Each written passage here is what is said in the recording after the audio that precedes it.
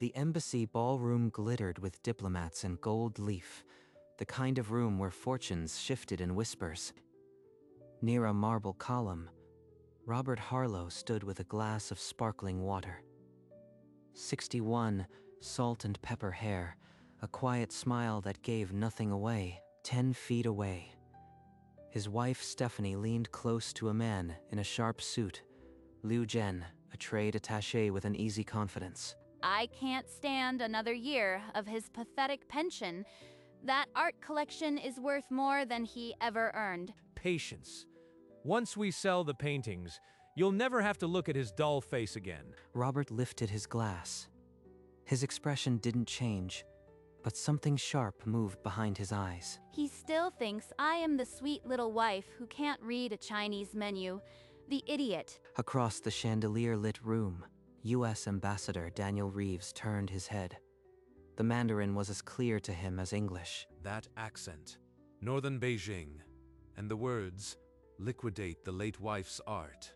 He'd studied alongside a man with that exact collection. Robert set down his glass with a quiet click, and that smile, faint, closed-mouthed, held a secret the room hadn't caught yet. That awful landscape over the fireplace, a Rockwell sketch, worth $15,000 on its worst day. And the Degas dancer.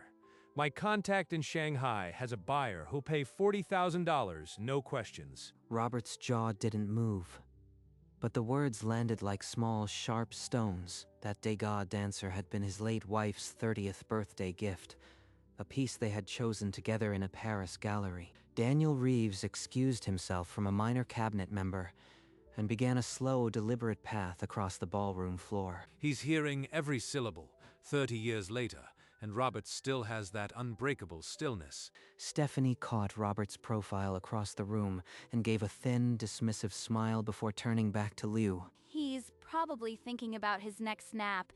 By summer, I want the entire collection liquidated and the money safely in our private account. Lower your voice. The ambassador just walked past. If he hears us, we could have problems. They're mapping out the theft of her memory, and they believe I can't understand a single word.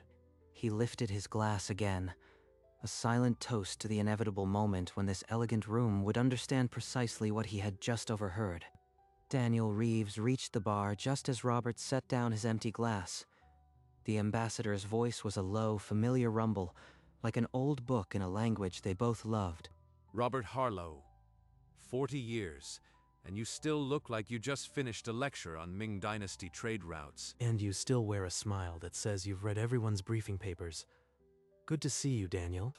I heard a particularly interesting conversation near the West Corridor a moment ago. Mandarin, very fluent, about art liquidation. The gala does bring out the most colorful chatter.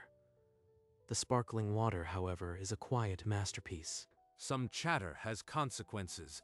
I am always available if you need a translator. Robert allowed the corner of his mouth to lift. The offer was unnecessary, and Daniel knew it, but the gesture was a signature from their Yale days.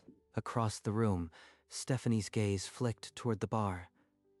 The ambassador and her husband, heads close, speaking like old friends. Why is the ambassador talking to him?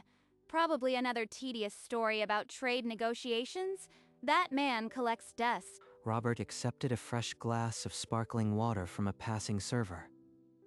Whatever the ambassador had whispered, it was already filed away in that quiet, patient mind. By the time the car turned into the driveway, Robert had already begun to count the ways silence could be weaponized. He followed her through the front door, her heels clicking with the confidence of a woman who believed she'd already won. I am going up. Try not to fall asleep in your study. We wouldn't want you to miss any of the excitement. Robert didn't answer. He loosened his tie, the deep red silk sliding through his fingers, and watched her ascend the stairs. He entered the study and closed the door. The room smelled of old books and lingering decisions. On the desk, a silver frame. Catherine's face, frozen in a laugh he could still hear in the quiet moments. They think I am deaf, Catherine. They think your paintings are just inventory. They have no idea what I am about to set in motion. He set the frame down gently, then reached for his phone. The contact he selected had been waiting 35 years for just such a call. Outside, the porch light flickered once, as if the house itself understood something had shifted. In the dim light of his study, Robert Harlow began the careful work of an analyst who had just received the most critical intelligence of his life. The next morning, a quiet coffee shop in Georgetown. Robert arrived early and chose a booth in the corner. Its worn leather, a familiar comfort. Daniel Reeves walked in without ceremony, a manila envelope tucked under his arm. He slid into the opposite seat and ordered black coffee. The embassy's standard security mic caught everything. I've already listened to it twice. You'll want to hear it for yourself. Robert opened the envelope. Inside, a small silver USB drive and a single typed page, a transcript of Mandarin and its English translation. You've already flagged this to your security people, haven't you? Standard protocol. Audio containing potential espionage from a foreign attaché gets reviewed, but I held off on the formal report until I spoke with you. Thank you. Timing is everything now. She can't know we've spoken. I can give you 2 weeks before I am required to act. After that, the record will go through official channels, and Leal's position becomes untenable. 2 weeks. Enough time to lock down every legal protection, to make sure her name won't touch a single brushstroke of Catherine's collection. He slipped the USB drive into his coat pocket. The weight was small, but the power it carried could reshape lives. That evening, Robert sat in his study, the silver USB glowing in the lamplight. He plugged it in, adjusted headphones, and the Mandarin words filled his ears, colder than he remembered. Hearing her voice plan the sale of Catherine's Degas. It's one thing to know, another to have it etched on an official recording. The sound triggered a memory. Autumn 1985, a dorm room at Yale, where 2 young men sat poring over Chinese textbooks late into the night. He remembered Daniel's explanation. Once you mastered the tones, the language opened an entire world. They had studied together through the night, determined to speak fluently enough for diplomatic postings. Neither yet held. Back in the present, Robert paused the recording and called Daniel. The audio is clean. Can you confirm the chain of custody? I need it airtight for the lawyer. Daniel's voice was steady. Embassy timestamp, device serial, and his signature were all in order. She couldn't claim fabrication. Robert hung up and stared at the transcript.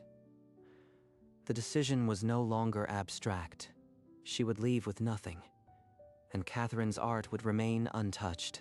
The following Monday, Robert walked into a downtown law office that smelled of old money and fresh ink.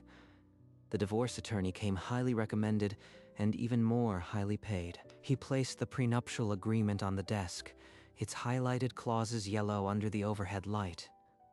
Every asset was anchored to his late wife's estate, untouchable by a second spouse. And this recording confirms she conspired to liquidate those exact assets. Does she have any legal standing? The lawyer listened to the snippet, then leaned back. His answer was exactly what Robert expected. None. Then I want the papers drafted immediately. I also need a private investigator. Her relationship with Liu Zhen needs to be documented beyond the recording. That afternoon, Stephanie sat at an outdoor cafe, laughing into her phone. She had no idea the net was already being woven. The auction house said 3 of the paintings should clear 6 figures each. Robert is too blind to notice the empty spaces on the walls. Coordinate on dates. I've arranged a storage unit under a trade alias. Once the money transfers, we disappear. Stephanie's phone glowed with a text from Leo. Soon we'll have the money. Then you are free of him forever. Let them plan. Every word she speaks to that attaché is one more nail in a coffin she's building for herself. Over the following 11 days, Robert became a study in controlled calm. He suggested they host a small dinner party. A dinner party? With your taste in wine?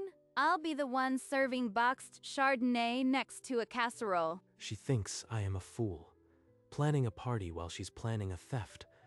Let her laugh. I am buying time. While Stephanie scrolled her phone, Robert spent hours in the spare room, folding her silk blouses into cardboard boxes with quiet precision. The boxes were stacked neatly in the hallway, each sealed and labeled with dates and contents. On a Tuesday morning, he called his lawyer and set the filing date. Exactly 2 weeks from tomorrow. File on the same day Daniel's report reaches Beijing. I want the timing to be surgical. That evening, Stephanie returned from a shopping trip. She saw the dinner invitations on the counter and laughed. You really sent these to the Marstons? They'll think we're desperate. They'll think we're friendly. Simple decency, Stephanie. It's a concept. Robert, it's done. The flag reached Beijing this morning. Liu is being recalled under espionage suspicion. The recording left no room for doubt. Thank you, Daniel. I'll take it from here. She'll notice his absence before she understands its cause. 2 days later, Liu Zhen stood in his embassy office, the phone trembling in his hand. Stephanie, they know. Not about us. The audio. I have to leave. Tonight. What audio? Liu, what are you talking about? Stop speaking in circles and tell me what's happening. The line went dead. When she dialed again, only a robotic message. The number you have called is not in service. This can't be.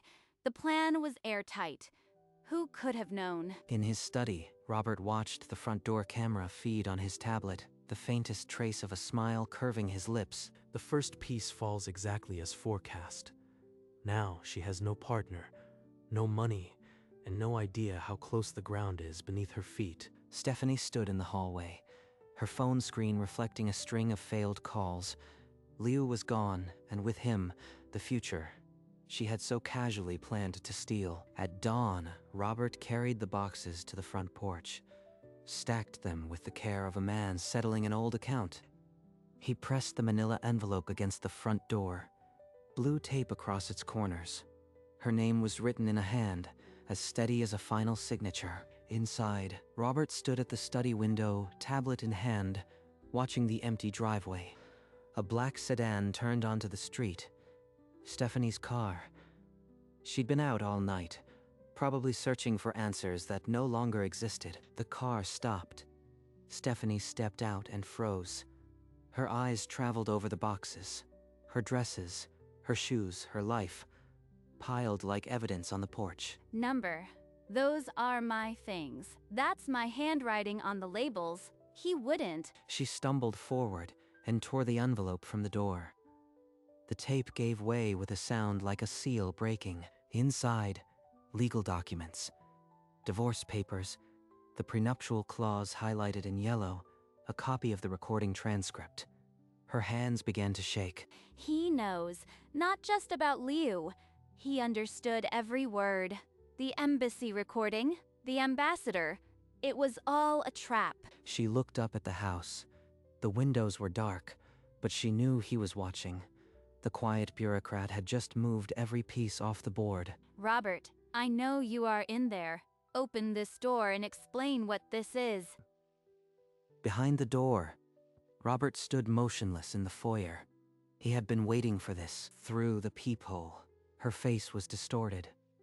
Mascara bleeding, fist raised to pound again. He unlocked the door and pulled it open in one unhurried motion. You think you can just throw my things on the porch like I'm a tenant, after everything I've done for you? Everything you've done. That's an interesting way to put it. The art collection stays with me. The prenup makes that clear. The art collection? You are throwing me out over paintings? You are more pathetic than I ever imagined. This isn't about paintings. You know exactly why those boxes are there. Come inside. I think you'd prefer to finish this argument away from the neighbors. She stepped across the threshold, her heels clicking with none of the earlier confidence. Only the echo of a world collapsing. As she passed him, Robert's face remained unreadable. He closed the door softly, sealing them both inside the reckoning. Robert led her into the living room and gestured toward the sofa. She didn't sit so much as collapse, the fight draining into something uglier. I don't understand. Why now? Why like this? You are not the kind of man who does this. He lowered himself into the armchair opposite, his posture as relaxed as if he were discussing a quarterly report. The art collection was never yours to touch. You underestimated what I know. What you know nothing. You sit in your study, you read your dusty books, you don't see anything. You talked too much at the embassy. Her breath caught. The defiance in her face gave way to something raw, like a structure whose foundation just cracked. The embassy. He couldn't have heard. I spoke Mandarin, unless... Robert let the silence stretch. He saw the exact second she understood that the language she had used as a weapon had never been a barrier at all. You assumed I was deaf. I simply chose to listen. Robert pulled out his phone and pressed play. The tinny speaker filled the silent room with the sound of Stephanie's own Mandarin. Cold, deliberate, damning. That's my voice. How did you get that recording? He pocketed the phone with the same unhurried precision he used for everything that mattered. I was an East Asia analyst for 21 years. Mandarin was my second language, mine before you were born. He paused, letting the weight of that settle into the room like a slow tide. The ambassador, Daniel Reeves, was my roommate at Yale. We studied those tones together in a dorm room in 1985. That's why he was so quiet at the gala. He was cataloging every word. They both were. The question she was afraid to ask surfaced anyway. Barely a whisper. Liu. He said something about audio before he vanished. You made him disappear. The embassy security microphone flagged him for espionage risk. He's back in Beijing tonight, and your art auction is a cancelled appointment. Stephanie's last hope collapsed into a single, ragged breath. The art collection was locked behind a prenup she'd signed without a second thought. The prenup. I signed it because you said it was outdated legal jargon. You never told me it could do this. I never told you because you never asked. The Dagot dancer was never inventory, and your signature is my insurance. He stood, smoothing the front of his cardigan, as if closing a file on a finished case. Your belongings are on the porch. I've arranged for a storage unit. You have 24 hours to collect them. She stared up at him, seeing for the first time the man behind the quiet smiles and sparkling water. This isn't a bureaucrat. This is a strategist who waited 1,400 days to say one sentence. Robert gestured toward the door, a simple sweep of his hand that carried more authority than a raised voice ever could. You won. Just tell me one thing. Was any of it ever real? The dinners, the laughter, or was I just a case study? I buried one wife already. You were never going to make me bury her memory. Now, you have 24 hours. For Catherine's sake, she wouldn't have wanted this coldness. She'd want you to be happy, to forgive. Robert's jaw compressed into a thin line. Catherine's name on her lips felt like a final clumsy theft. He took a step toward the foyer, his arm extending toward the door. She followed, her heels dragging against the hardwood, the click of each step a small retreat. He pulled the door open. Morning light spilled over the boxes, sharp and indicting. You'll regret this. You'll grow old alone, and no one will remember your Catherine. She looked at the boxes, her whole life reduced to cardboard, then back at him with a hatred that could have peeled paint. Robert didn't answer. He waited for her to clear the threshold, then closed the door with a gentleness that was almost worse. The lock engaged with a soft click. Through the wood, he heard her begin to sob. He leaned against the door for a moment, then pushed himself away and walked back toward his study. Robert entered the study and crossed to the desk, the silence pressing in around him. He lifted the silver frame and traced Catherine's smile with his thumb, a gesture he'd made 1,000 times. It's done, my love. Every canvas, every brushstroke is still yours. He set the frame down gently and picked up his phone, dialing the number he now knew by heart. Daniel, it's over. I owe you more than a thank you. I am sending a gift that you'll appreciate. Daniel's reply was warm but brief, a promise to meet for dinner once the dust settled. Robert ended the call and walked to the basement, pulling the chain for a single bulb in the wine cellar. The cool air smelled of damp stone and old cork. Bottles from every corner of his career lined the racks. His hand stopped on a dusty Bordeaux. The label read, Chateau Margaux 1985. The vintage faded but legible. 1985, the year we mastered Mandarin. The year that proved some truths only deepen with time. Robert carried the bottle to his study and set it beside the silver frame. Then, from a drawer, he withdrew a sheet of cream stationery. He wrote 6 words. Some things age better than others. He folded the note, slipped it into an envelope, and wrapped the bottle in bubble wrap before placing it in a padded box. He sealed the box and addressed the label to Ambassador Daniel Reeves, Embassy of the United States. He drove to a courier service downtown. The clerk weighed the package, printed a receipt, and took it without small talk. On the way back, he pulled into his driveway and sat for a moment as the sky deepened to violet. Every thread tied. Daniel will understand the vintage. And the house is finally cleanly mine. He walked inside. The porch was bare. The boxes were gone, removed while he was away. He made a cup of tea and stood at the living room window, watching the last light slip behind the trees. The silence of the house was no longer a void. It was a finished chord. 2 days later, a courier delivered a padded box to Daniel Reeves' office at the embassy. He recognized the handwriting before opening it. He cut the tape and lifted out a bottle of Chateau Margaux, its label softened by nearly 4 decades. The note was tucked beneath the foil. Some things age better than others. Robert, you son of a gun. You remembered. He laughed, a deep, genuine sound that filled the quiet office, and shook his head. The same vintage as the year we stayed up, studying tones until sunrise. He kept this bottle all these years. He retrieved a crystal glass from the cabinet, uncorked the bottle, and poured 2 fingers of the dark ruby wine. To Yale, to Mandarin, and to a friendship that needed no translation.